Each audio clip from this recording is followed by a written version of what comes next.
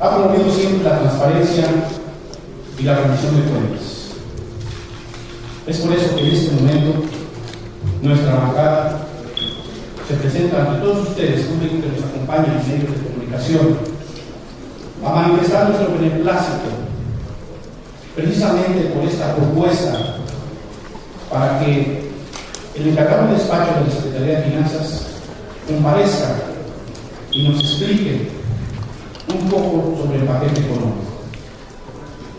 Seguramente habrán de surgir preguntas, seguramente habrá cuestionamientos de cada uno de nosotros, precisamente por la importancia que se tiene ese paquete económico, por la importancia que debe ser aprobado y precisamente esa importancia que reviste para todos los ciudadanos de Aguascalientes.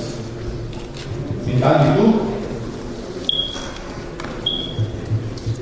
es necesario también, y los invito a todos los compañeros diputados, a que así como estamos invitando al secretario de Finanzas en este momento, también de una manera paralela pudiéramos ir viendo ya la glosa del informe.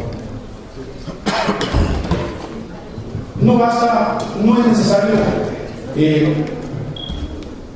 tanto análisis de los asuntos para poder entender que hay que conocer cuál es la situación real, cuál es la situación que guardó el presupuesto aprobado anteriormente, cómo se manejó, cómo fue gastado, en qué nos falta, en qué nos sobra. Hay que revisarlo entonces también para poder apoyar, en este caso al Ejecutivo, con recursos en los rubros que haya pagado. Por eso yo los invito y nuevamente manifestamos nuestro beneplácito ante esta propuesta, pero también de una manera paralela solicitamos a todas las fuerzas políticas para que se unan a esta propuesta.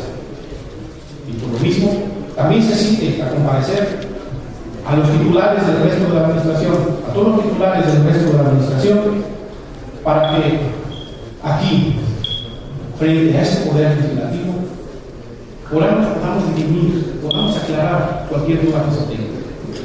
Y todas esas dudas seguramente vienen de parte de los ciudadanos que conforman esta sociedad de Aguascalientes. Muchas gracias, Juan. Gracias, diputado.